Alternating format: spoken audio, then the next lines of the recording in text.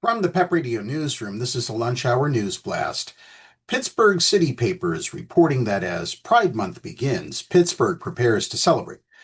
But this year's festivities arrive amid a nationwide wave of political and corporate rollbacks threatening LGBTQ rights and visibility. While some brands retreat, local leaders and advocates are doubling down, determined to make Pride more meaningful than ever. Several of U.S. President Donald Trump's executive orders and federal directives have rolled back previous protections targeting diversity, equity, and inclusion initiatives, gender-affirming care, and inclusive workplace policies for LGBTQ plus individuals. These national shifts are reverberating locally, affecting not just policies, but how institutions and communities respond. The changes and the rhetoric surrounding them are already influencing how institutions engage with LGBTQ plus communities, prompting some to withdraw while others resist. The Pittsburgh Equality Center, a long-standing LGBTQ plus community hub dedicated to education, advocacy, and social justice, has seen the effects firsthand. Political shifts and hostile rhetoric often create a chilling effect, causing ally organizations to self-censor or roll back DEI policies, says Ray Sidney Smith, president of the Pittsburgh Equality Center. This is counterproductive because DEI isn't about elevating one group above another. It's about ensuring fairness and inclusion for everyone. The current climate forces us to have difficult conversations with allies and our community leaders, reaffirming that this is a temporary phase and that our commitment to diversity and inclusion must remain strong. The chilling effect doesn't stop at government policies. Corporations, long viewed as essential Pride allies, are also scaling back. Companies like Pepsi and Nissan have withdrawn sponsorship from major Pride events, including New York City Pride. Comcast no longer supports San Francisco Pride, and Deloitte withdrew its support from World Pride in Washington, D.C. According to Gravity Research, at least 39% of companies plan to reduce Pride-related engagement this year. In Pittsburgh, the effects are just as clear.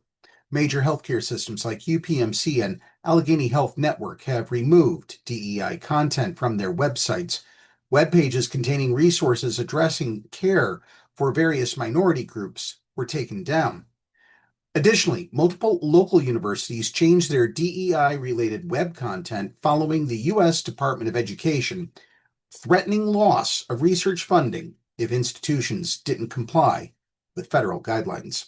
The rollback of DEI policies and loss of sponsorships don't just affect one group. They signal a broader threat to all minority communities, said Sidney Smith. The attack on trans people, for example, is a bellwether to broader discrimination. We must recognize these signs and work collectively to protect all vulnerable populations. These rollbacks are also sparking public backlash. Locally and nationally, some consumers reported reducing or stopping shopping at Target stores after the company announced it would end key DEI goals and initiatives in January. In addition to Target, Amazon, Google, Meta, McDonald's, and Walmart scaled back or eliminated their DEI programs. Yet, even as major corporations scale back, Pittsburgh's grassroots energy and local leadership are stepping up.